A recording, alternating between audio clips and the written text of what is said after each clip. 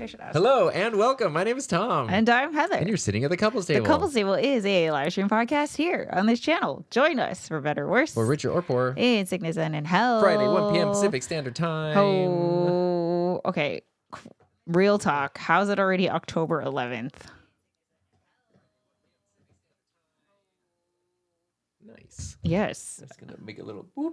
Alrighty. Alrighty. So what's cool about having a roadcaster in here is that we can actually test the audio before easily test we the audio. go live. Yeah. I love it. And I can dial it in. We can He EQ. loves it. We He can put some loves presets. the roadcaster. Yeah, I don't know if you heard, but I am a fan of those things. Maybe. Yeah. All right. What's up, everyone? Glad to see you're safe, Freddie. Yes, survived Yes. hurricane. So has it passed? Yes, I went out to sea yesterday morning. Oh my gosh. Craziness. Hello, says Kat. Jeremy's here. Hey, gang. Happy Friday. Dawn is here. Hi, everyone. Hello, everyone. Happy Friday. He's not in the chat yet, but I actually, during the countdown, saw that Gil was live. Yeah. Jumped in his live stream for a little bit, and just in time for him to talk about how mic arms don't have enough modular positioning at the end. Which is something I've been talking about. Something you've been talking about. Something Jeremy's been talking about with me too. Crazy. Literally, that was what they're talking about as soon as I turned on the stream. I know, that's so funny. Wouldn't it be cool if there was an extra thing here? Shotgun would. Studio in the house. up, Hello, Keith? hello. All right. Well, how's it going, Tom? It's good. Yeah, Yeah. good. I'm wearing my eCamp shirt because Creator Camp, Creator Camp is I'm next supporting week. it from afar. Yes, I know. I'm going to have major FOMO. I know it. Major FOMO. But have fun, everyone who is going, and share everything on the socials. Yes. Yeah. So what's happening today?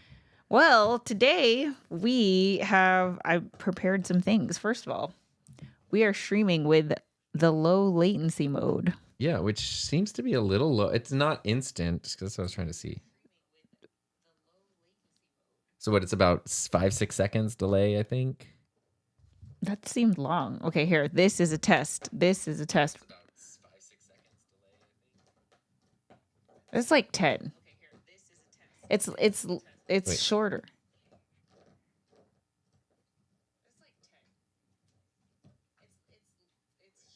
About 7 or 8 seconds, I would say. Okay. It's shorter. Science. Okay. But okay, so the reason why we're testing low latency mode. So when you go live on YouTube, there's a normal latency, which means that the the lag between what you see and what the chat sees. Like the delay. Yeah. Between what's actually live in the moment and what YouTube is showing. Yes. Usually it's about like 30 seconds. 30 to 45 seconds is kind of normal. Yeah. I say like 30 seconds. Yeah. It's not it varies that, for a lot. There's a lot of variables. Yeah. And then there's a low latency mode, and then there's an ultra low latency mode. So as you go lower, there's a shorter delay. Mm-hmm. And because on my gaming channel, we've been partying with a lot of people who are watching. Partying as in like getting into a party, like. Yeah, like a team. Yeah. There we go. Teaming up with other people. It's really annoying to be like, okay, we're going to go over here, but then there's a 30-second delay and then they respond. You know, it's tricky during a boss fight. It's like, go run over there. And that happens in like 3 seconds. So we're testing out the low latency. Yeah. Found out you can't do ultra low latency with 4K. Yes. So that was just out of... Heather has moved into 4K or bust camp. So yeah. Okay. Yeah. Another thing that I've been doing this past week is going through old Couples Table episodes and trying to create clips for social media. And I started with the most recent and just went backwards. And oh my gosh, I have gotten to the point, August, just 2 months ago, where I was like, I would never get a Rodecaster. I don't want 4K. I don't want this. And it's like, I'm over here like, is this 1080 video? Like, can it go any higher than 4K or 2 4K or whatever? 8K. Yeah. So it's funny. It's just funny, the evolution. I was feeling bad because I don't want to be the person who says like, oh, I'm never going to do something. And then I go back on my word. But I did explain why. Yeah, your reasons for not wanting a Rodecaster several months ago were valid and made total sense. You wanted things super simple and whatever. But as your setup changed and evolved and actually got more complicated, adding in the Rodecaster simplified things. Right. But exactly. A couple months ago, it would have added complexity. So it's like, and that's just part of evolution. The ever-evolving thing, right? Right. Yeah. So anyway, I don't know if it would look different, sound different. That's kind of what we wanted to test. I'm going to be watching the replay to see. This shouldn't really be any difference. But yeah, that's kind of the price you pay is more latency, higher quality, lower latency, lower quality. Yeah. So we'll see. We're trying to find that sweet spot. Because I know on Twitch, it's like instant. That's the one advantage, I feel like, with Twitch. Oh, because it's so quick. There's like no latency. Well, they're not 4K also. They're 1080. So maybe that's a big reason why. Yeah, if I did 1080, then it would be ultra. Anyway, Freddie says, the only thing I put away in my YouTube studio is my cameras, my laptop, and my Rodecaster. Jeremy says, we can start. Not going to creator camp support group. Yes. Kat says, can't wait, except for the terrible CAD to USD exchange. Gil says, hey, everybody. Hey, we popped into your live stream like during our countdown. Yeah, saw you talking about needing more versatility on mic arms and things. And Level up with Mike. Hey, happy Friday. Hello. All right, so what else we got going on? Well, I don't see him in the chat. He's probably working because it's a weekday. But audio hotline, I'm using another microphone that he let me borrow. Yeah. This is a microphone I've never used before until right now. It's a Sennheiser MD421. It's a very interesting looking one. I really like it. Well, I mean, I like the way it sounds, at least in my test. I know there's little plosives. Oops. So I have a dock pop standing by just in case it's too much. But what I really like about it is it reminds me, it looks so much like the ones that are on late night talk show desks, like pointing towards the guest. Oh, yeah. It's just not silver, but yeah. Yeah, it's not super colorful, but it reminds me of something that would be on like Conan's desk or whatever. Yeah. And I like it. Plus, it's a Sennheiser mic, so those usually sound pretty good. Roger's here. Hey, everyone. Happy Friday. Well, today we're going to start off by talking about some YouTube updates. Ones that I don't know about. Well, we'll start with one that you do know about. People ask me on the YouTube huddle what I thought about it, but I don't know what you think about it. Oh, I think I do know which one you're going to talk about. YouTube shorts are a little bit longer. They're not quite shorts. They're not quite pants. They're YouTube shants, zip-offs, baggy shorts. Yeah. YouTube capris. Yeah. What do you think? I think I don't have an actual opinion, but I think it's kind of dumb. Like my impulse is like, why? Like you in the YouTube huddle up, you said we're just going full circle because Then it's going to be YouTube Shorts to be up to 10 minutes. Then you can do horizontal YouTube Shorts. Then you can do short horizontals. And it's like, why not you just upload your videos? I mean, I know why. Because the truth is that people consume most of their video like this. So I get it, you know. Yeah, but I do think we're going to go full circle where it's going to be like, you already can live stream vertically. Yeah. Might as well just upload to an hour. Who cares? Yeah, it's just gonna. Maybe it would just end to a point where YouTube just detects if something is horizontal or vertical and just formats it appropriately. I don't know, but I guess like at a certain point though, I guess if you're someone, I've never go into like the actual shorts feed where you just scroll through random shorts. But if you're somebody who does that a lot, I feel like part of the appeal is the short, the swipiness. You might not want to swipe for something that's like 5 minutes long. Yeah, that's like true. A random video that's, you know, there's a certain like... They're digestible, shareable. Since it's relatively, I know the algorithm like drives it, but since it's kind of random and all over the place. Like my YouTube algorithm is pretty dialed in. If I go, the couple times I've like accidentally pressed the shorts feed, sometimes it does not seem like it knows who I am at all. Yeah. Gil says, nice. Thanks for checking it out. Also, that mic looks like my dad's old electric razor. That's what I thought it was too. It has that same shape.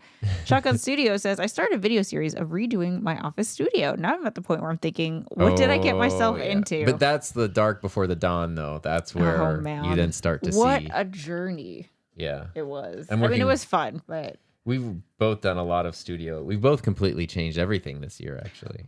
Yeah. We do have a couple of things that are going to be labor intensive to do that I'm hoping we can do sooner rather than later, which is we have to paint the whole room. Painting's not too well, it's just 2 other walls. We'll end that. That's a lot. Yeah, that's a lot. I mean, and then that's just a wall with a window. That's fairly simple. The book nook is a closet that repurposed is gonna be, as a book nook. Yeah, that's true. It's gonna be a little bit tricky because it's black. Yeah. But I don't want to move the setup, so we're gonna have to paint. I don't think you'd have to though. Yeah. Cool. Yeah. Sean is here. Afternoon. Thanks for joining us last night, Sean. That was so much fun. We can't wait to do more. There's Audio Hotline, gifter of the Razer microphone. The Sennheiser. Nice. It does look like an electric razor. It really does. Like a retro one. Yeah, I was sort of silly. I've been wanting to use it. God, the audio sounds so good. I don't know what happened to my audio yesterday. I know what happened. So we streamed. I don't know. We don't have to get into this. I talked about it on the Huddle Up, but I've been like nervous to stream on my gaming channel for some reason, and Tom has just been such a butt kicker. Just stream. Anyway, so we streamed and we like did a gaming thing basically. But what Tom did, I use this mic and you use the DJI. No, I use the Rode Wireless Pro because it can go straight into the Rodecaster. Like, you know, you can just pair with the Rodecaster without anything else. But then, like, my audio got a little garbled. So here's exactly what happened. I'm 90% sure this is what happened. So my audio actually sounded great because it was just the thing. So good. And I was a little nervous because sometimes lavalier mics. And, it sounded like as good as like a mic. It sounded awesome. And part of that is because the Rodecaster not only receives it, but also then processes it. So it adds in the EQ and stuff. It's for that specific mic. Yeah. And it sounds better than if you were just running it into your camera or something. So it, you know. And they did a really good job with the presets. But your mic had this hollow sound, and I'm 90% sure there's something happens when 2 microphones are together, especially in this case, we were dealing with like a wireless thing and a not wireless thing. They can be out of phase. And it's almost like the microphone's sound waves are, instead of, you know. You're like tutting. Well, yeah, because sound waves, you know, go up and down, right? Signals go up and down. And they should be, you have 2 microphones, they should be in sync. But sometimes if they're not, like when my wave is down, your wave is up, and they're like reversed. Physics. And it can create that weird hollow sound on a microphone. And the Rodecaster is very cool because this is sort of like you could push a button and it'll fix it. It's a high-end feature that they don't really advertise, but they don't have it on the wireless one, but on any connected mic, you can go in, you push a button, and it switches the phase, and it should bring them back together. It's never been a problem though in here, so I didn't even think of switching it. So yeah, I think I would really actually love to experiment and test it, but I think that's what would fix it. Well, there you go. All right, no problem. Anytime you guys need help, let me know. That was so much fun. Jeremy says the Electro Voice V1 totally looks like an old Razor. Probably sounds like one too. Maybe everything just, I don't know, from that era of microphones. It does. If it were silver, it would be so. The brawn microphone. Yeah, exactly. Okay, next up is there is a new YouTube update that actually I think already rolled out. Okay. Let's see. We're making it easier for viewers to find the YouTube content they're most interested in. With an update to the way searching on YouTube works, your viewers can now search from comments posted on your long form videos and shorts. What does that mean? Popular search terms found in the comments posted on these types of videos will appear as clickable shortcuts. Look for blue plus bold clickable phrases with a magnifying glass icon. Once they click on the search shortcut, they'll be taken to content related to the term clicked on. Your video being watched will continue playing in the mini player until they're ready to move on. When tapping a search shortcut from a short, they'll be taken to a short's filtered search instead, but can always return back to the original short. This update is rolling out on Android and iOS, and we hope to make it easier for you and your audiences to explore topics you want to learn more about. So on your video about the Rodecaster video, people, I guess, like if there's a common term that keeps popping up in the comments, right, it's a searchable, like it becomes clickable, I think, is my interpretation of that. In theory, that sounds cool. From the creator side of things, I feel like it makes my content more disposable because it's like we're just dangling more shiny objects in front of people to like grab their attention. That's kind of what it sounds like to me. Whereas like when I watch a video, I mean, it kind of worked because sometimes I want to search for stuff while I'm watching videos, but I don't want to leave the video I'm watching. So in that case, it kind of helps. But it's almost like I would rather like collect the terms to search after the video. I don't know. What are people saying? Here's what they're saying. I don't know if you guys can see. Small channels who are smart enough to leave a courtesy comment with their own keywords on larger channels, video comments, and their community post. That seems like... Oh, that's like... Yeah, that's spammy. like... Spammy. Yeah. It says don't be spammy. But... Yeah, but you're telling people to spam in a discreet way. I mean, I will say, thinking of my own YouTube habits, there are a lot of times I'm watching a video and I start searching for other things that the video made me think of or that I just thought of or whatever.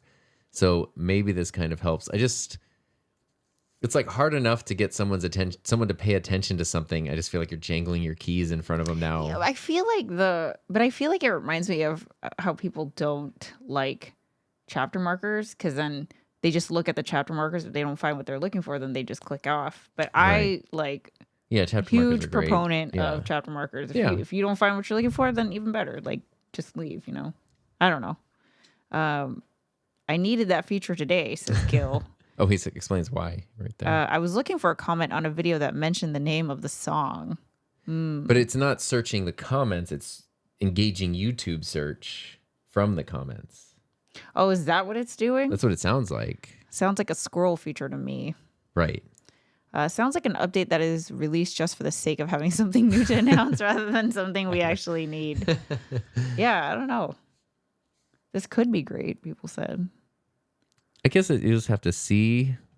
I do sort of feel for YouTube because I know every time they release anything, immediately like people find ways to abuse it. Like, okay, how can we use this but it's, I feel like that hampers maybe the rate of progress or the types of things they can do. Because of course people are going to like... Yeah, how can I game the system now? And they're going to see all the little videos. This is how to get recommended, how to beat the new YouTube algorithm 2025. You know what I did? So I told Tom this earlier, but like I have to decrease my amount of time I'm spending on Threads because it's definitely starting to mess with me. But I still want to use it though. So I'm trying to figure out how to do this. And I jumped into hidden words and how to put threads on Threads. You had to hide threads? I had to hide the word threads because right now there's a huge... Your thread count was too high? No, people just keep talking about threads. And it's like so annoying. And I can't... This is a platform to talk about this platform. Yeah. I just had to... I hid that word. I hid the word followers. I hid subscribers. I don't want people talking about, I don't want to see people talking about like, how do I get more followers? Like, oh, I, posted this thing. It doesn't have enough views. Like, oh, fuck. Anyway, sorry. That's funny. Well, I'm interested to see where this update goes. Yeah.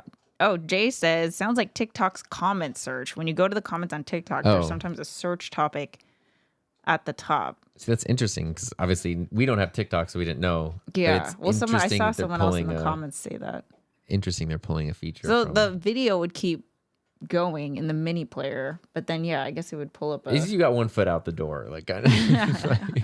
Tech Troublemakers here. Hey, everyone. Oh, never mind. That's odd. Well, I guess we'll see. Searching comments that would be the one I would really want is like, okay. Or if you just, you watch a video, you have a question. Searching the comments on a video would be insanely helpful. I would love that.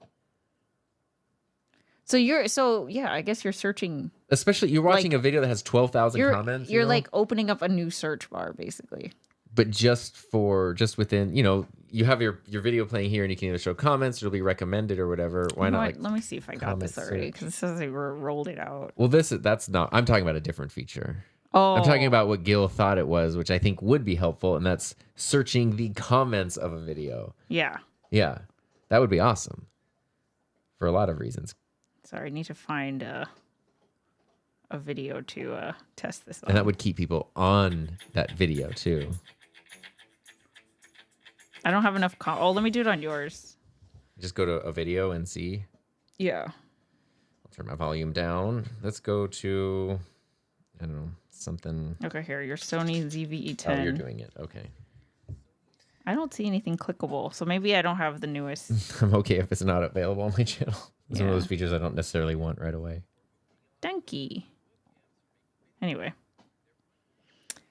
So we'll see. I feel like it's like, it doesn't seem like it's a big deal, but I feel like it is a big deal. Fundamentally shift the ways that people do Viewers things. Interact with your content, yeah. Right, or the platform. Yeah.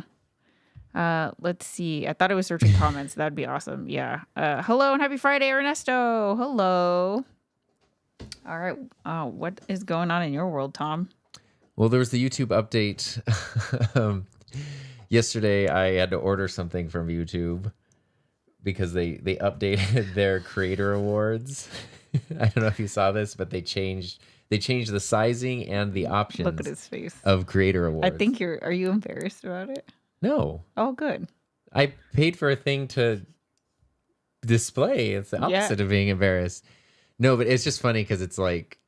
Yeah, why is it funny? You look I'm spending money on a thing I do not need to be spending money on. But. That's like everything. Well, but this is very much like. But okay, anyway, what'd you do? YouTube changed their creator awards recently, and it has actually caused quite a stir. And a big reason for it is because of shorts. So the YouTube Silver Play button is now very small. It's like the size of. It's smaller than a sheet of paper. Like a picture frame. It's like a small picture frame now. Okay. And the gold play button, which used to be quite big, like bigger than your PS5, is now the size that the silver play button used to be. So gold got smaller, silver got smaller.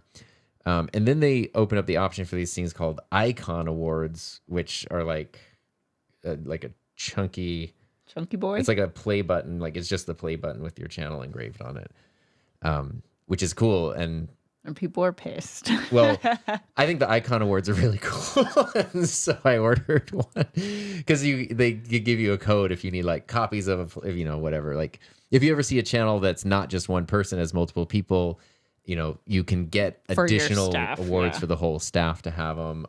Or, if you break yours or lose yours or whatever, you can reorder more. Yeah. Yeah. The first one's free. The other ones are not free. But this has never been an option before, and they sent it out with the thing, which is so funny because when I ordered mine, I didn't order like a silver play button or anything. I just ordered the icon one, and it was really funny what they said. Here it is. It says, no, this is not the YouTube. This is the award thing. Oh, new size, same reward. When you receive your shipment, you may notice some changes as we introduce new lighter sizes to continue recognizing creators around the world. So it seems like because of shorts, a lot of people hit silver play button fast. Like, yeah, but it said like abnormally. Same prestige and same whatever. And that's essentially it, is YouTube was having to start cranking out silver play phones like crazy because of shorts. And so they were like, okay, well, these are just going to be smaller and cheaper to make now. It's kind of a bummer, honestly. Like I mean, I would say it's a bummer, but it's like, no other platform gives anything. So getting something is kind of cool, but YouTube has built like such a culture around thing. Inflation. I don't know. That's just my thing. But I think the icon award is actually quite cool. I feel like there should have been a different reward for shorts. Like if you hit the, if you're mostly shorts, you should get like the short. You should get the short one. If you, that's the shortest, literally a shorter award. I feel like if your channel's 100% shorts or 100% not, but if you're a mixture, then where do you differentiate? How do you decide? Hard, it's, that's where it's tricky. But I don't know. Because there are, I always go back. This is not what every short form thing is, but right when the pandemic hit was right when TikTok was starting to take off. Okay. And so I remember I had students who were like, I had a student, an incredibly skilled, talented student at like digital media video production. She joined TikTok. She posted a thing, she posted a goofy clip of her getting picked up and thrown in a trash can. And it got like 3 million views or something right away. Like it's the most viewed thing like anyone in my program has ever made. And she was like, wow. And it was a thing of like, well, I want to do this stuff, but I guess I should just do more of the, and it's like, no, it makes me so sad. I know you're getting, it makes me is that what you want to be known for? Like, it's not only low effort, but it's also low quality. Is that like, it's like gotcha. It's like, oops. People are only, it's like, I don't know. Well, it's the thing. It's the perfect thing for shorts. But if someone is like putting thought and time and effort into their short form content, I'm happy that they get recognition for it. But it is sort of frustrating when you do put time and effort into your content, and then you can see like, oh, this channel started 6 weeks ago and has 400,000 subscribers because they just post themselves slapping meat at the grocery store or something, and you're like, that. I know. And it is like, well, geez, so it is what it is. Like, you can't, comparison is the thief of joy and all that. Yeah. So you can't really compare, but it is interesting on a platform that involves literal awards for those types of things. Mike says, by the time I make it to 100K, it'll be the size of a chocolate mint on a hotel pillow. Here's your Hershey's nugget.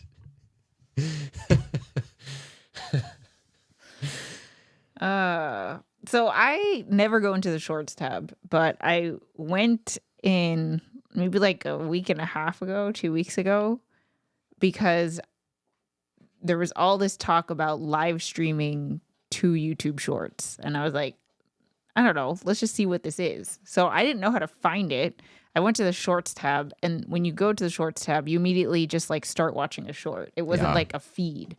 And so, I as soon as I get in there, and like try to get away from there. It's always like someone yelling or something. Yeah. But then, so I think I went to the like search bar and just I searched like shorts live or whatever. Sure. The first four that friggin' showed up, I don't remember what the other three were, but the most popular one had like, I don't know, 100 million views. Some insane number. More views than everything we've ever made combined several times over. No, I think like even higher. Like this must be one of the most popular shorts on YouTube, which is, it's like the epitome of why it's like that same thing with your student being thrown in the trash can. Like this is what is being incentivized. But it was literally a woman in her underwear laying like belly down on a golf course, and then like someone teeing off with like the golf ball on her butt, basically. And that was the thumbnail. I dare not clicked it, but that's when I was like, of course that would be one of the top things, which like, I don't know. I don't want to, like, it's not bad, right?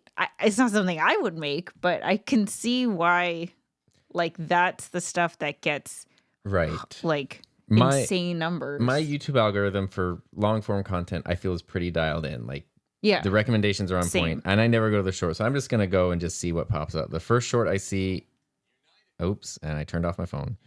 I have another grab. Okay. sketch about airlines. Fair enough. Someone harassing someone about toilet paper at a pharmacy. A podcast clip. Someone getting... There is nothing related to anything I search for. Right. Yeah. It's like not subscribers. It's not stuff that you have watched before. A lot of it is like extreme. Okay, finally, here's the Seattle Kraken. Okay, it took you like 10 shorts. Yeah, to the get... 10th short I got is from the actual Kraken. And then we go into... Oh, I see AI content. Oh, here's a camera.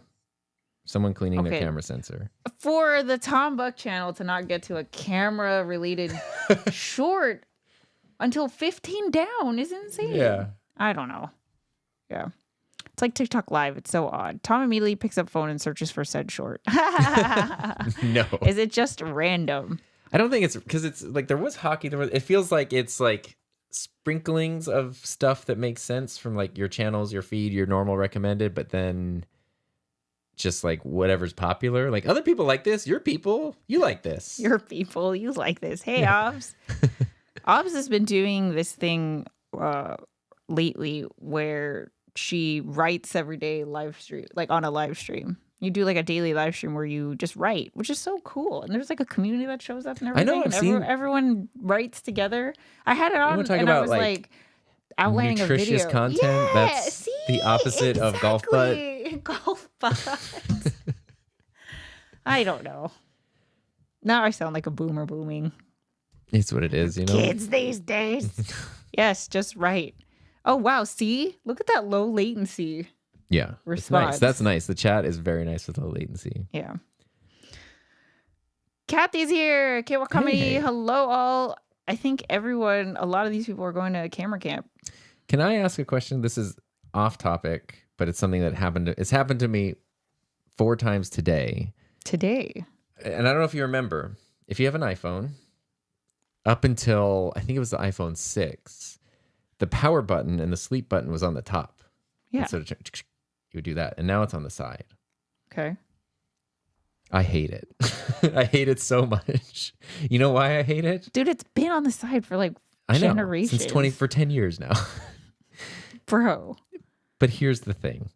And maybe I'm alone in this. Because when you push the sides, which side are you pushing? The power or the volume? Do you know how many times, one, I either turn off my phone when I'm like trying to do something, just as I did now with a YouTube short. I was like, oh, and I grabbed it, but because it's on the side, I just turn off my phone. Or do you know how many screenshots of my lock screen I have? I took 4 of them at the gym this morning trying to change my volume. Because the thing is there and you try to like push the volume and it just ba-doop, ba-doop, ba-doop, ba-doop. Horrific.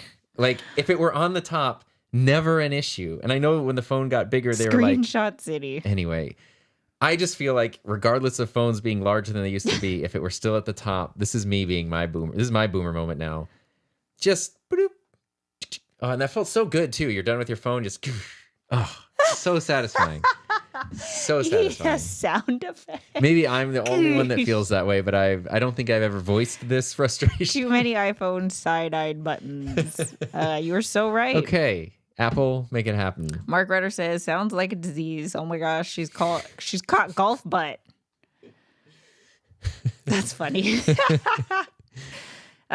Simply Ob says, in the hospitals, all the doctors told me to write everything. So even though it's 7-ish years later, I'm finally doing it. Oh, that's so great. We've been writing every day. We're 52 days in. So Tom and I, 52 days ago, started writing, I guess journaling in the Day One app, which is an app. It's a journaling app that's been around for years and years and years. I don't even know why we started I don't even know what brought it up. I don't know. I think there was some point 52 days ago where it was in the middle of summer and I was just feeling like, you know what? A lot of these days kind of are blending in, but that if something remarkable doesn't happen, then I forget. I remember everything. I don't remember any. It just like meshes. Yeah. And so you wanted to be able to distinguish different days and all this like little small details, which, admittedly, even with a good memory, I don't remember every small detail. So it is nice. Although I got to say, last night you were talking about games and you were like, oh my gosh, in World of Warcraft this one time, obviously in college, I was playing, we were in this thing on this level with this dungeon on this map. And I had this guy with this username came in and I was like, okay, I don't know if you tell me what you had for lunch today, but you remember this very specific interaction. Mike says 50% of my photos are lock screens. I hate the button on the side. I'm just glad I'm not alone in my frustration of this. Jay says my car triggers Siri all the time because my phone is angled just right in the cup holder. Well, and I have the because I also have the thing that you put on your dash and holds the phone, and it clips right there on the button. Well, which also means mean, my brother came over to celebrate his birthday, and then we put this on the tripod, and it had a grippy. Oh, yeah. And it just started taking photos. Yeah, phone things grip it there. And then also, I can't turn it obviously off. Because sometimes I have it there, and I don't need my phone screen on. But for some reason, if it's in a podcast app, the phone won't turn off. But while I'm driving, I want to turn it off, but I can't even reach the button because it's under the clippy. So I have to raise the phone up, turn it off, set it back down. Instead of... douche. I mean, there is because if it used to be there's a reason. Well, the why reason it's not they there. did it when the first time the phone got the first time the phone got actually bigger on the iPhone 6. Because when you had the small phone, it was easy. The phone got bigger, and it just made more sense They thought it made more sense, even though that phone is way smaller than the small phones now. Yeah.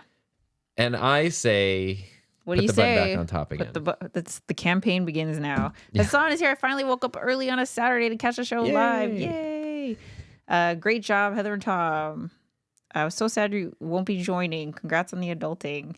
I was just very sad. I've done all my crying, yelling, and just straight up bummed. Oh, yeah, no, I'm bummed too. Tearing stuff off the wall and things. But I'm telling you, we gotta start the thing where we're gonna get everyone to go to NAB or something. Some kind of something. I have a double tap and it'll activate if the road is a little bumpy. Oh, because you're right. Horace says change to MagSafe to fix the car pushing the power button. Oh, use the MagSafe thing. You have one, but your phone has fallen off repeatedly. Well, because I have the wallet thing that sticks on the back of the phone, and then I'm putting that on. Yeah. I feel like just go over and bump the phone just goes whoop. Yeah, I know. So I put it in the cup holder. That's what I was doing, but then I finally my car's GPS is old and out of date, so I need Waze, and I need the phone to be where I can see it for Waze. I do too. I mean, mine was the cup holder, but I was like, yeah. Freddie says, I feel the same when and if I'm using a tripod to record on my phone. Look at this. We have stumbled across a common problem. You want to go tell Apple about it? Yeah. I own several shares of stock. Is moving. Oh, wow. I didn't realize that. Now I have to move. All my stuff is packed away. Oh, man. Are you moving? 2 questions. Are you moving nearby? And what will your streaming studio setup be in your new place? The green. The vibes. Oh, man. I remember when you were moving in. Yeah. And designing it all and everything. That was fun. What's up? Oh. Well, what's next on us? We're going to talk about integrity and consistency. Yes. And we want to maintain our integrity by being consistent about what we said the show is going to be about. Yeah. So do you want to, let's start with integrity, Tom. Okay. Creator integrity. What about it? Well, I feel like you have a lot to say because you have been really kind of encouraging me to reframe my mindset in that I am not going against integrity, but it's so hard because if it's someone can say the same thing but it means something different. Yes. So that whole thing. Here's a couple examples. You even brought one up earlier where you were like, oh, I feel bad that just a couple months ago I was saying I never want a roadcaster. Now I have a roadcaster. You were feeling like that's disingenuous or hypocritical or whatever. And I'm trying to explain that it's not disingenuous to say where you're at right now in your current setup.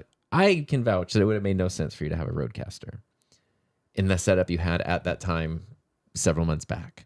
So there's nothing what would be bad is if you were saying, I don't ever need that, knowing you had ordered one and it was on the way, and now you're just straight up deceiving and lying and, omitting information. And that's not what you're doing. Yeah.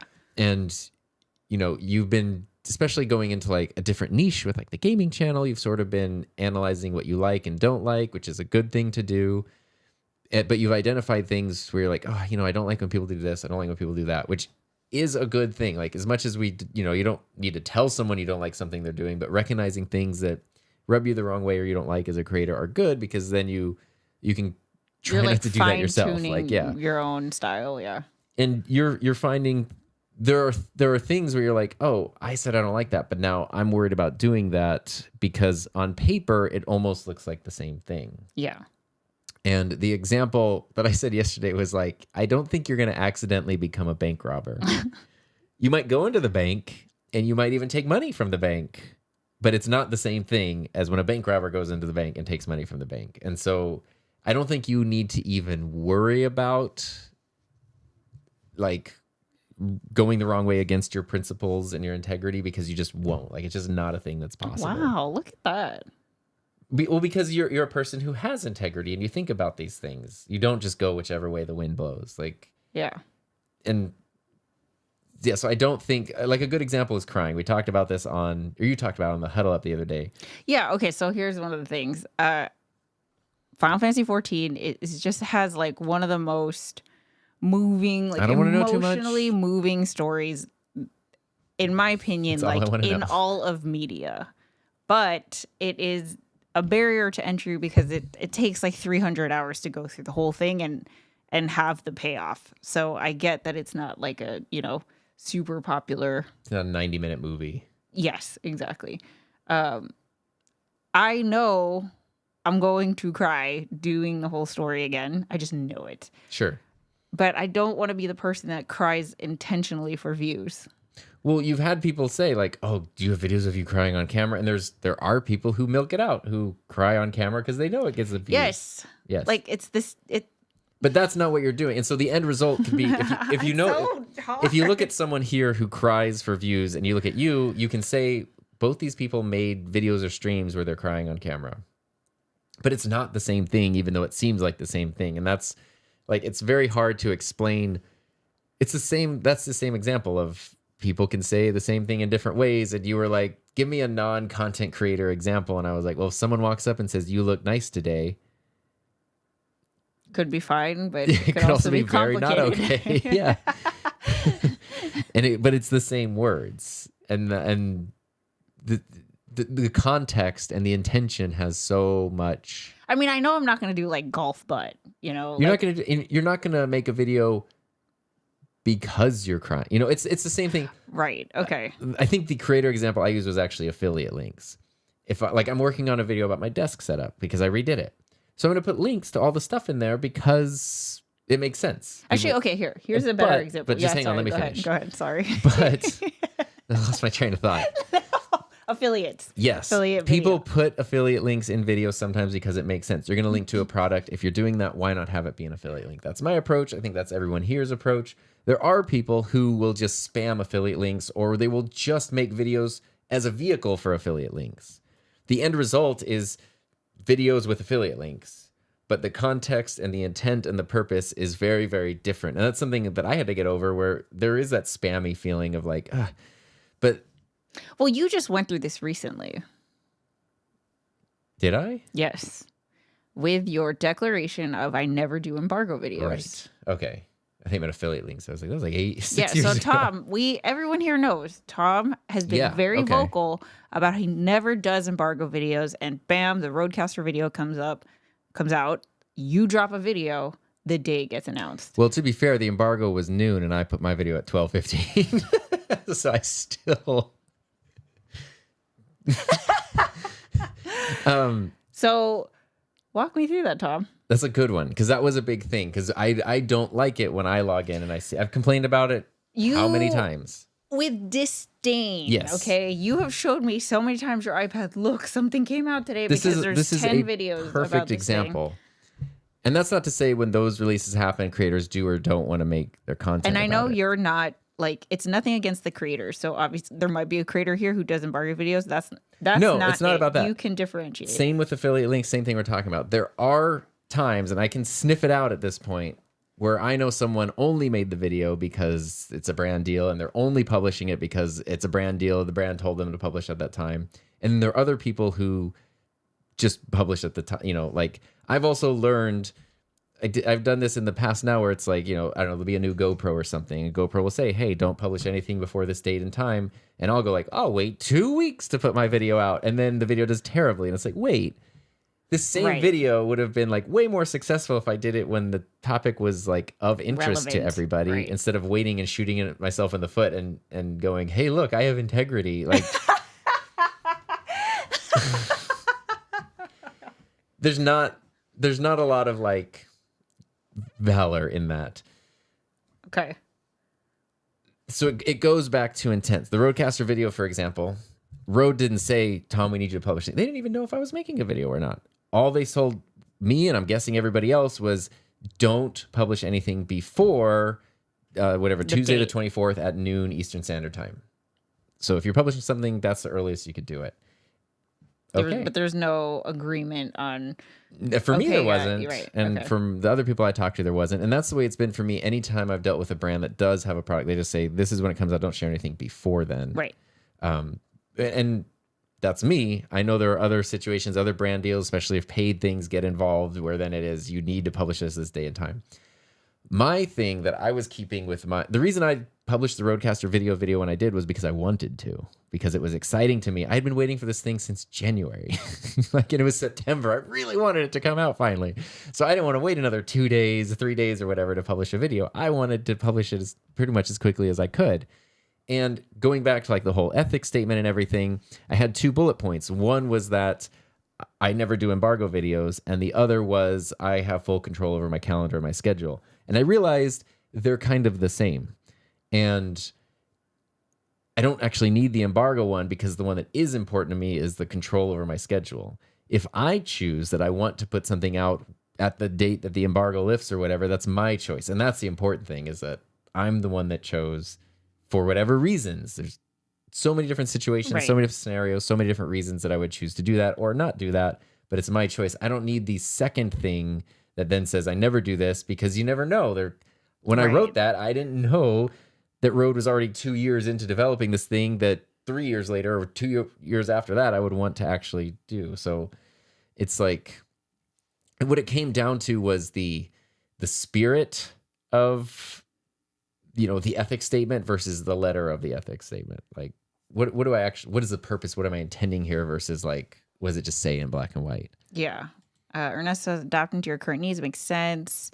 For the JK, you do things for the right reasons. Thank you for bringing up these topics. Gil says intent. Hassan says, during every sale period, a bunch of creators make entire videos based around affiliate links, even some creators I like, and it feels completely unethical and just to milk some money out of their viewers. Yeah, there's certain things, like I've tried doing like a, Christmas deals video or whatever, just because it's so hard. It can be fun. But sometimes I'll see stuff, and once I think a lot of people here, since there's a huge creator audience, once you see the Matrix, you can see the Matrix. And, on Twitter, sometimes you'll see people going like, man, I've just been hanging out on Epidemic Sound all morning, just listening to some jams. Here's my affiliate link. And it's like, you were not just listening to jams on Epidemic. You're trying to just crank up your affiliate revenue for the month. I know, but it's also like, okay, so here's a perfect example. It was just Amazon Prime deal, big days, blah, blah, blah, blah. So I'm sure every influencer under the sun did their like Prime things, right? Yeah. Which could come off as, like milking money out of their viewers. But what if there's like, this keyboard that I love so much is on sale, guys. Like during the Prime helped me do that thing. past summer. I don't know what these Prime days were. They didn't seem as big as like Prime Day, like the one that's in the summer. I don't know. That was like 10 of them a year.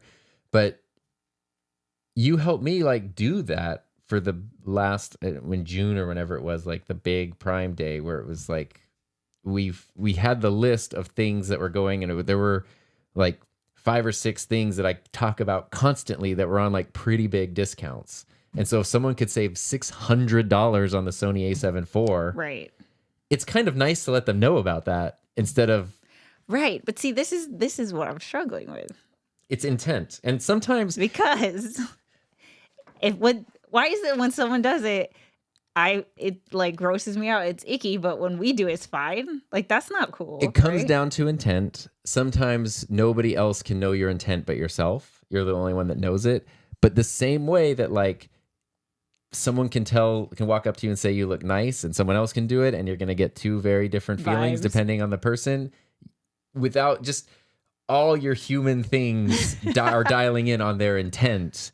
And that's what's making it feel weird or making it not feel weird. And when you watch someone, you can just tell, especially if you've been a creator for 8 years, you can see the matrix and you can tell usually when somebody is sharing something they're excited about. And maybe that means like, I'm doing it now because this thing is on sale and here, like save some money versus, hey, I just want to like crank up my affiliate revenue, or I just want to get more views by crying on camera or whatever. You can hone in on intent. You can see, see the what's happening. Mark says, I like how you handle bad jokes or inappropriate off-topic comments. It's a great skill to keep your viewers engaged without scaring anyone off. Oh, that's really nice. Great job on writing, Heather and Tom. Writing is a huge change potential for me and everyone. Yeah, it has been really nice. Ona Coffee says, I think a difference with this road release is that you, Tom, were part of the announcement. It's a little different than just releasing an embargo video. No question to your ethics on this one. I guess that's true because this, you were you were like the face. You were one of the faces. Well, but even before that, because that was actually sort of like last minute. That was a surprise thing. Like I found out on like Thursday that I was for sure going to New York on Tuesday. So it was pretty last minute. Yeah. But, so you had everything else already like and done. Prior to that, like the video was finished and I had asked you because the thing was announced on Tuesday and my normal upload date is Thursday. So I was like, oh, should I just make this my Thursday video? Because that's what I've done a lot in the past is like, oh. And I said no. Yeah. Yeah. And the reason you said no was you told me, which is something I would never say or even think of for myself, but you were like, it's a Rodecaster product. There's going to be a lot of videos about it. Everyone would want to know what you think. At this point, obviously. It makes sense that your voice would be part of that conversation. Yeah. If suddenly it were a thing that I've never talked about or shown any interest or whatever, and now I'm like really cranking, going, let's go. Yeah, you're a beauty channel, and all of a sudden you're talking about the Rodecaster. Yeah, like what? Then that would be a little strange, but this made perfect sense. Yeah. And then I just ended up doing a stream on Thursday because it was like a nice compliment to the video. Intent is huge. It's so tough to navigate. So something I've noticed. Oh, he's going to call me out. I'm not calling you out. It's something that I've just noticed about how it's not calling you out, but it is making an observation because I've noticed this between us. I've noticed this between your family, your friends, all that. Oh boy. Because you are someone who feels bigly, like you feel things big. Yes. Positive and negative. Like that's your superpower is yes. You can feel the positive emotions huge, but that also means the sad emotions are huge as well. Yeah. And sometimes there can be misunderstandings of intent where you get hurt and you feel really bad and you have big hurt feelings, even though the intent was not there. And I have seen you try to wrestle with reconciling that fact that like that you can be mad at someone, not even necessarily me, but mad at someone because they hurt you, but then trying to that they had zero there was zero intent, right? But sometimes you have said, but it doesn't matter, like I'm still hurt. Yes. But then the other person, but that was literally like not a thing. And so this is why intent is so tricky because regardless of your intent, once you put your stuff out there, it does get perceived. It makes its impact. It makes its impact. Yeah. However, and whatever situation somebody is in when they, get impacted by that is going to affect how they perceive it. Right. And it's a simple thing too. Like if you were to open up your phone right now and browse threads, you'd probably be fine. You'd probably go for a couple minutes and turn off.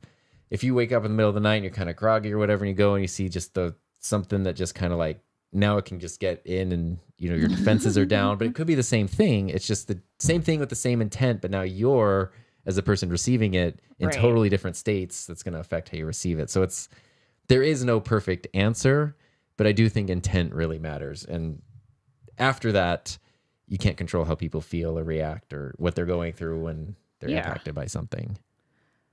So all we can do is the best we can. All we can do is the best you got with what you got. Yes. Best you can with what you got. Jake is here. Hello, everyone. Totally late. Hello. Sorry. We're glad you're here. Mike says, my Prime Day vids are always for gear that I actually have that I really love. I wasn't even going to make a video this time until I noticed the Zoom PodTrack P8 was $200 off. Yeah. Like if you literally, I bought an overhead rig recently, like a little, it's not expensive at full price. It's the Ulanzi overhead desktop stand. And I really like it. And I actually wanted a second one because I like it so much. I told Bronson from Audio Hotline. He ordered one. And then I actually ordered another one yesterday. And he told me, he's like, yeah, I ordered one yesterday because it was on Prime deal. And I was like, I ordered one today. I didn't know it was on. Like, I would have loved to save the extra $10 or whatever. And so that's kind of like, in that case, that's what Mike's doing. Like, this is something, if you're into my stuff, you might be planning to purchase this anyway. Instead of spending an extra $200 tomorrow, spend $200 less today. Ernesto says, once you get to know the creator, you start to know them and see their intent. And I think you do a really good job on your channel of allowing, like, leaving enough of the kind of person that you are to give people a chance to know you as a person. Hopefully. I mean, I think you do a great job of that too on your, on all your channels. But if we're talking about the gaming channel, like, people can watch the way you've gone very in depth. You've done like research, like original research on the games and put that together. And now, so if someone sees you tearing up because you're in an emotional part in the story, it doesn't really seem like that's a clickbaity thing. It's so hard to It goes in line with you caring about the thing and feeling big feelings about it. I guess that's it, right? If I didn't have integrity, I wouldn't even be having this conversation. Yes, it's the same thing of like, I wouldn't be second guessing myself. Having been a teacher, it was always like the parents who were really worried about their kids. I was like, your kid's fine. Right, of course, yeah. I don't even care if they make mistakes right now. Like, even if you as a parent make mistakes, the fact that you care and you're worried and you're paying attention, everything's going to be fine. Yeah. Ob says, Heather's not the only one with huge feelings. Me too. Yeah, I feel things so big. It's insane. But that's also like a good strength. Thing. Yeah, that's my superpower. Gil says, I watched a creator I followed for years share a personal legal story, but 5 minutes in, it's obvious it was just a sponsored video to sell a legal service. This video only existed to sell crap. How sad. That is pretty bad. That's pretty bad. I feel like I saw something like that recently. See, this is why I really like PewDiePie, because there's no like hiding the intent. Well, it's just so clear. Like, here's the energy drink. Yeah. And if you don't want it, whatever. Like, moving on. Here's NordVPN. Yeah. And there's no, I don't know. I mean, just owning it. Oh, owning it, I guess. Yeah. As my digital streaming sensei, Doc Rock says, intent and purpose. This is true. Yes. Call Me Cubby's here. Happy Friday. Hello. Andre, people get too hung up on the whole, are they selling something or not business? I'm a grown up. People doing stuff for free need to make money somehow. So I'm suspicious until proven otherwise. And hi, everyone. Healthy skepticism towards anyone pushing anything. Critical thinking is a good... Yeah, and being a healthy skeptic is good. I set up the overhead rig. Well worth it. Thanks for the recommendation. I'm so glad. I was going to say rig head. Oh, no. I know. I swear, my head has been flipping things. So the last thing that we had on our list today was consistency. Consistency. And I wanted to touch on it real quick. Go ahead. Because I think you made a very interesting point about consistency that I've never really looked at it. Okay. Because as a creator, if you're someone who makes stuff, it's very common to hear like consistency is key. Wow. It's true. It's a key. I would watch any like how to succeed on YouTube 2018, 2019, 2020. You're going to see consistency. I would never say listed. It's the key because 1,000% there are so many people right now who are the most consistent person on earth on YouTube and are still not seeing success. So it's not the key. How to succeed on YouTube video, most of them are going to mention consistency. You know what? I'm actually going to add that as one of the hidden words on Threads. Okay, for this point. But, and actually I'm just realizing now that you're not the first person that has made this point because our buddy Peter Lindgren literally has a tattoo that says consistency on his arm because it can have a personal meaning too, not just like to serve the algorithm. Like, of course. I need to, but that's how people view it. Oh, consistency. Right. You need to be a consistent creator. You need to continue feeding for the audience, for the algorithm, for the platform. When you were pointing out this week and what Peter's pointing out, the consistency is for yourself. It's personal. And it's personal. And I thought that was so interesting because you were trying to navigate like, especially if you're trying to think like, do I want to commit myself to some kind of schedule, some kind of whatever, it's uploading, creating content, anything. Like, why am I doing that? What's the point of even doing that in the first place? And I think a lot of people blindly follow, like, we got to be consistent. So I'm just uploading constantly 3 times a week. And you never even ask why. Yeah, because I feel like saying consistency is key is misleading, because it's sad when people are consistent, then they don't see the growth and they think there's something wrong with them. Like, Right. Like I'm boring or what, they start going down that path. And I've seen it. That's why I know, So why was it important for you to have consistency? Okay, so I've been thinking about consistency when it comes to the gaming channel, because I am hung up. I keep like integrity and second guessing and all this. And I was at the point where I was like, all right, cool. I have all the video ideas, and then everything just went ka-chink, and there's just this like blockage, right? And I'm not sure where it's coming from. And I think it's a mix of like seeing. I don't watch gaming content on YouTube. You watched camera YouTube, or did you watch camera YouTube before you? Yes. Okay. Very much. I don't know if that helped kind of inspire how you made your camera. Yeah, very much. Maybe your first video is like, a testament to that. But for me, I don't watch gaming content. I think of someone like Ninja, and that's exactly the content I don't want to watch. Okay. And so like I never did, right? So I don't, aside from what probably the average, internet person knows of what a gaming creator is, that's like that's how much I know also. Okay. I've never worked with any gaming YouTube creators, so I don't even have that like perspective. Then I went on Threads, and it was awesome because it was like connecting with all of these gamers in a way that I, haven't. It's like discovering the eCam community in peak pandemic. Like, oh, we all have all this stuff in common. This is super fun.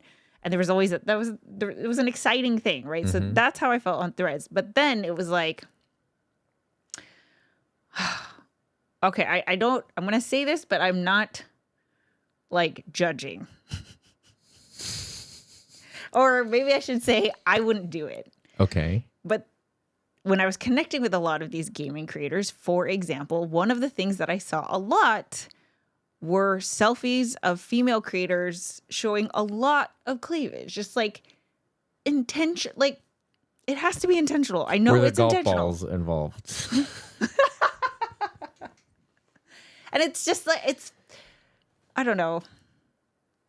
So that's just one example, but it's a lot of like, this is how it's done. Like, this is the space that I am stepping into. And so I started to, not that I was like, I'm going to show cleavage or anything, but it's like, oh, everyone has a streaming schedule. Monday, Wednesday, Friday for 4 hours at a time. Do I have to do that now too? Or everyone has a media kit pinned to their profile. Do I have to do that too? Like, do I have to say, here's how many subscribers I have here. Here's how many followers I have here. Here's this. Here's the logos of all the brands that I've worked with, blah, blah, blah.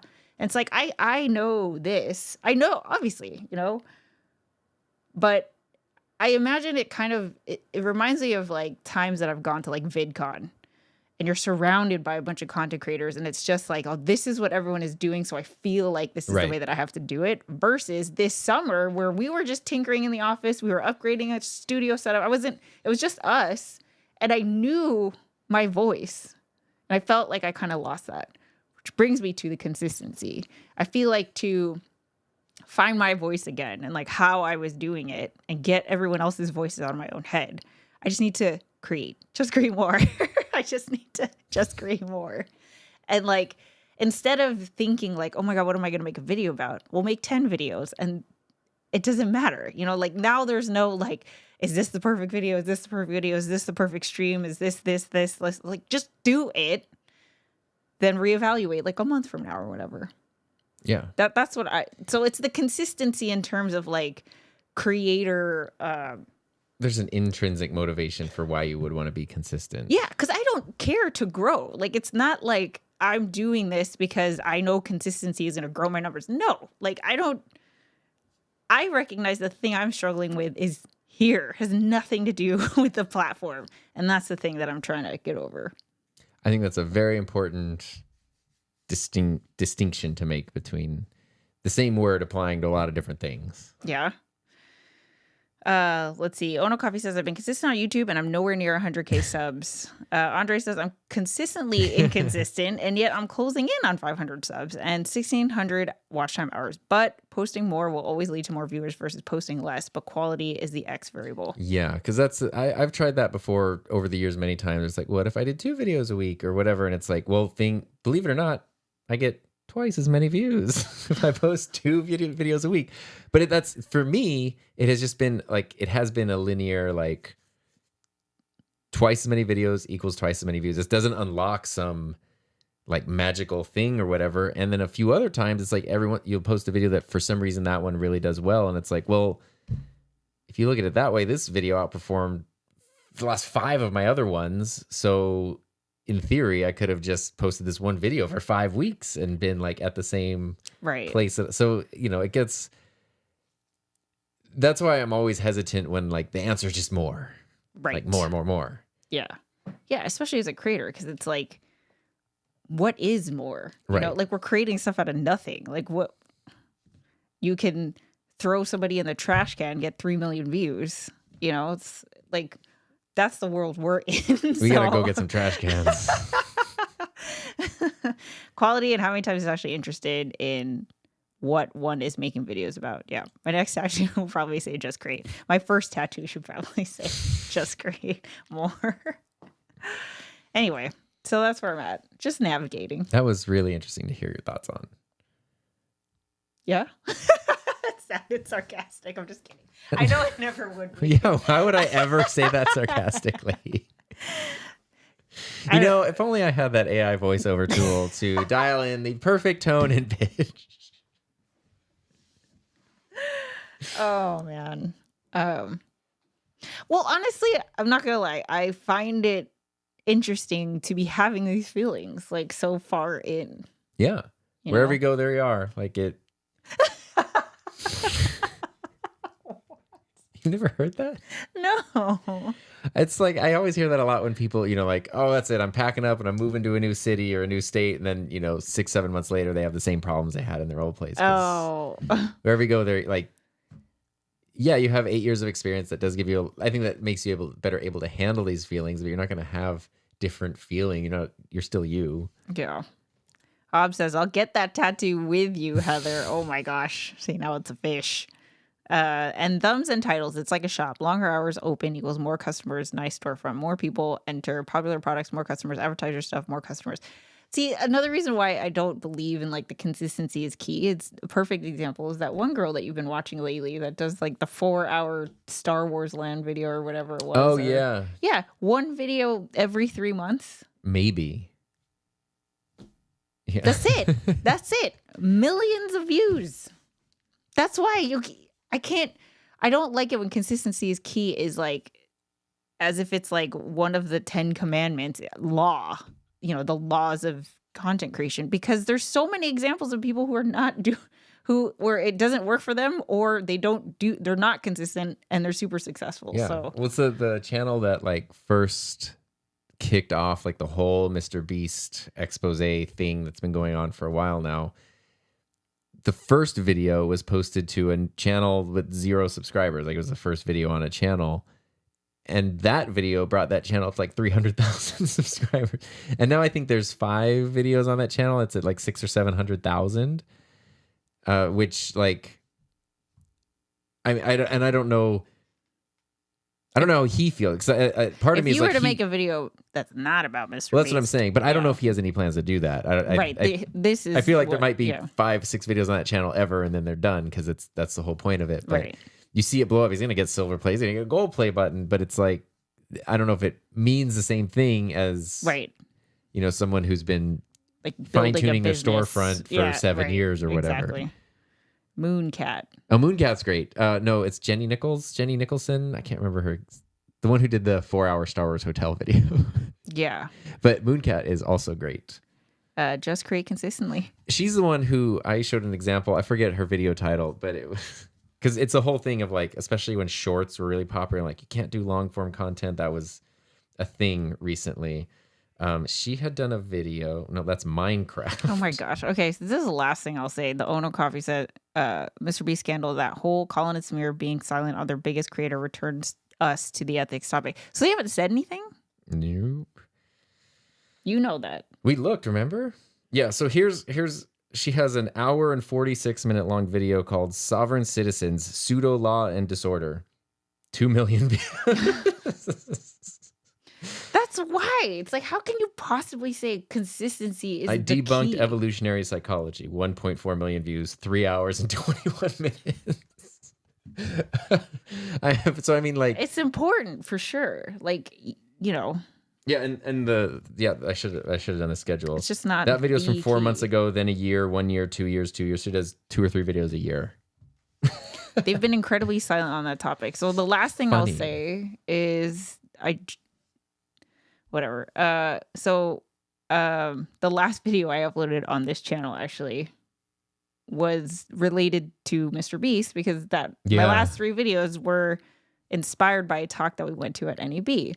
And the person who was moderating is the founder of VidCon, who is, I don't know, like good friends with Mr. Beast et al. And then Beastosphere. Yeah. And we didn't go to this talk, but there was another talk. We went to the State of the Creator Economy. There was another talk that was like, I think it was how to do YouTube successfully in 2024 or something like that. That was the speaker for that talk was the CEO of Mr. Beast. Yeah, which is and the moderator was Jim Louderback, who is the founder of VidCon. And to me, like, I actually can't believe that. I don't know. I feel like it should be the responsibility of like VidCon and NAB who have paid these people probably to speak at these things full of aspiring creators, giving them advice where you were not doing that. You weren't doing that set advice. If you were breaking laws, you were doing things illegally. I feel like doesn't that make sense? Like if you're like, you know, if you're a school and you hire this like teacher to teach your kids, you say like, hey kids, learn from this person, and then they go do something bad, shouldn't you also say like, hey kids, like don't do this? I don't know. In an ideal world, but I just don't think. I know they're not going to, but it just seems like, how many people took notes at that thing? Yeah, I mean, that's what drove me crazy, because prior to everything else that has come out since then, just the fact that it was like, hey, creators, come listen to the talk from the CEO of the biggest YouTube channel, who is not the person the YouTube channel is named after. I was like, right there, you have lost me. I mean, you lost me before, but it'd be like, oh, here, we're going to have the CEO of the Tom Buck YouTube channel, and it's just some other guy. What? It's like, me. What do you mean? Like, how do I relate to this? I would make sense, but yeah. And that's what I mean, like a different person who then also, maybe things turn out to be a little weird, but like, that is very different than the independent creator who's just trying to it's like. It's not transparent. Yeah. Like, it's not, it's that whole thing. It's the same thing as like if a professional athlete is like, oh, I just eat chicken and broccoli and go to the gym twice a day and do like a ton of steroids and stuff. But I just eat a lot of chicken and broccoli. And it's like, well, okay, I could eat a lot of chicken and broccoli and I could go to the gym a lot, but I don't think I'm going to end up looking the same way you look. That's the thing that kills me, is that there's no sense of like responsibility for all these people who are going to go spend money now on equipment, invest their time that they could be doing anything else to. You have empowered them. They're going to take your advice and go do stuff, and you do not care. Like there's no like, it's just the accountability. accolades. That's the word, accountability. Yeah. It's just the, you know, I don't know. It just makes me sad. Anyway, tangent. Jenny Nicholson is at least consistently uploading one video each year. Of course, it helps having 1 million subscribers being notified once every year. Also, each year to keep AdSense alive. I know she has a Patreon where she does much more frequent stuff. So it's like if you want the thing she didn't spend 6 months editing. It seems like she's like a membership model. Yeah, you can go over there. But the membership business model. But see, that I'm always curious just from the like economical side of things, like for creators like that, is that your full-time gig? Because I have no doubt, like her Star Wars hotel video brought in like a ton. All of her videos are popular and they continue to generate. Yeah, so they must bring in a decent amount of revenue, but I don't know if you're even still, if you're only doing that once or twice a year, is that enough to be a full-time thing? Or I don't know. Everyone has the same question for you. but in my case, it's like, okay, you get like affiliates. You don't get like baller views, but you upload a video every week. Okay, and you do right. That's true. Yeah, it's not like how do you get on the trending page with every video? It's like, okay, how do you get 0.5% of your viewers to watch your video? Yeah, dang, I'm getting a ton of ads today. Y'all better go get some ice cream. All those pennies from the ads. Oh. Wow, really? Is YouTube putting them in by itself? I have it set to the lowest setting. Like insert mid rolls, but I put it. I haven't changed that setting in since I turned it on. I did see that YouTube.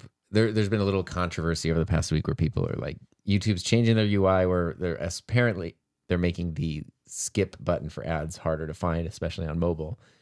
And what YouTube's response was, no, we didn't change it. I guess I haven't seen on my thing, but it used to say like skip ad in 3, 2, 1, skip. Now it's just sort of like a progress bar at the bottom, so it's a little less obvious when you can like skip the ad.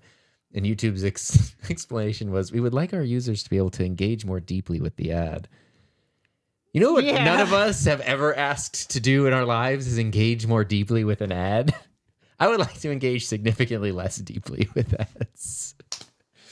But I personally never get upset with that because YouTube Premium is $17 a month for like 6 accounts. And it's so, if you watch a lot of YouTube, it's just one of the best investments you can make. And it's like free university.